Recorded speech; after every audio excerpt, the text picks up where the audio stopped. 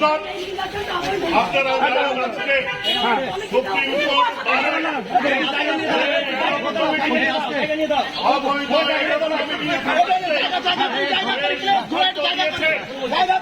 আমরা আজকে সুপ্রিম কোর্টে আইনজীবীদের পক্ষ থেকে তীব্র প্রতিবাদ জানাচ্ছি।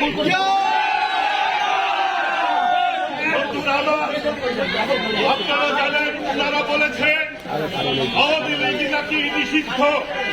আমরা বলতে চাই, বাংলাদেশ আওয়ামী লীগ কোন পার্লামেন্টের সিদ্ধান্তে জন্ম নেয় নাই। বাংলাদেশ আওয়ামী লীগ বরঞ্চ বাংলাদেশের পার্লামেন্টকে সৃষ্টি করেছে। আওয়ামী লীগ এদেশের সমস্ত মানবাধিকারের আইনগুলোকে সৃষ্টি করেছে। বাংলাদেশের তারাই আওয়ামী লীগ যারা ৭১ সালের ৩০ লক্ষ শহীদের রক্তকে সম্মান করে। তারাই আওয়ামী লীগ যারা ২ লক্ষ বাবুদের ইজ্জতকে সম্মান করে। আজকে তারাই আওয়ামী লীগ যারা বাংলাদেশের ধর্মের স্বাধীনতাকে স্বীকার করে। আজকে তারাই আওয়ামী লীগ যারা আমার ভাইয়ের রক্তে লাগানো ২১শে ফেব্রুয়ারি গানকে শুনলেই যাদের রক্ত টকবক করে। আজকে তারাই আওয়ামী লীগ যারা ৭ই মার্চের ভাষণে বঙ্গবন্ধুর ভাষণ শুনলে যাদের রক্ত টকবক করে। তারাই আওয়ামী লীগ যারা বাংলাদেশে জঙ্গি উত্থানকে অস্বীকার করে, জঙ্গিবাদের বিরুদ্ধে প্রতিবাদ করে, বাংলাদেশকে ভালোবাসে। তারাই আওয়ামী লীগ যারা জননেত্রী শেখ হাসিনাকে ভালোবাসে। যতদিন থাকবে আওয়ামী লীগও থাকবে। আওয়ামী লীগ একটি আদর্শ, আওয়ামী লীগ একটি জীবন দর্শন, আওয়ামী লীগ একটি অনুভূতির নাম।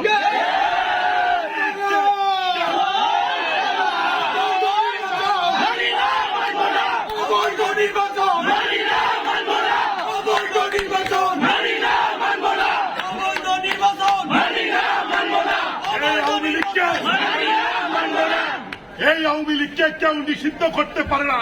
এই বাংলাদেশের মানুষের জীবন দর্শনের সাথে যারা ভাটিয়ালি, বাউল এবং বাংলাদেশের সংস্কৃতিকে ভালোবাসে, তারাই আওয়ামী লীগ। এই আওয়ামী লীগ নিশ্চিহ্ন হবে না।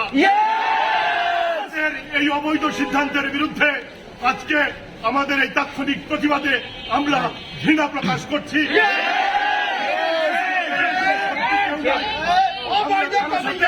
এখানে শত্রুতা করতে আসি না।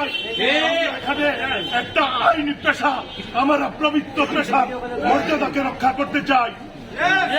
১৪,০০০ আইনজীবীদের এই সংগঠনে মাত্র ২০০ লোক মব জাস্টিস করে সিদ্ধান্ত।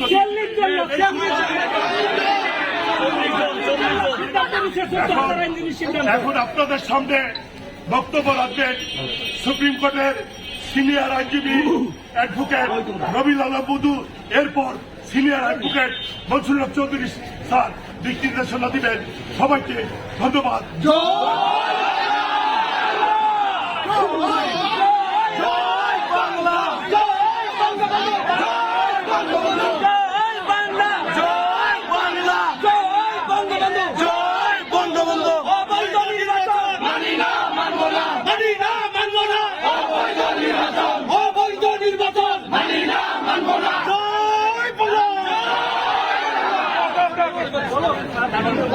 প্রিয় বন্ধুরা আমার,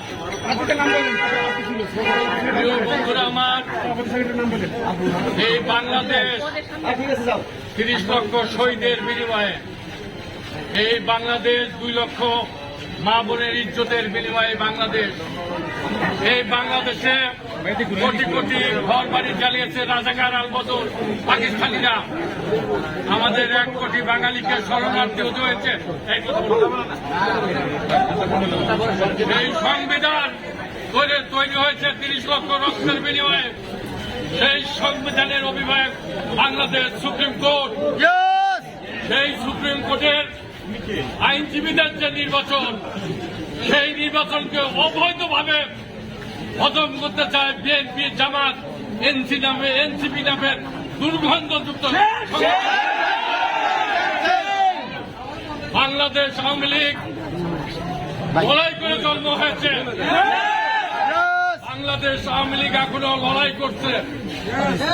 শেখ হাসিনাকে বাংলাদেশ থেকে ইন্ডিয়ায় নেওয়া হতে পারে, কিন্তু শেখ হাসিনাকে 20 কোটি মানুষ ভালোবাসে,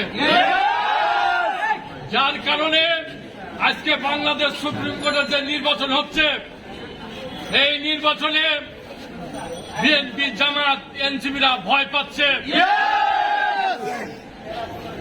এখানে যে আমাদের এখানে 11,099 ভোট, আইনজীবী 15,000, এদের শ্রেষ্ঠ অংশ, এদের সবথেকে বেশি অংশ শেখ হাসিনাকে সমর্থন করে, বাংলাদেশকে সমর্থন করে, বঙ্গবন্ধুকে সমর্থন করে।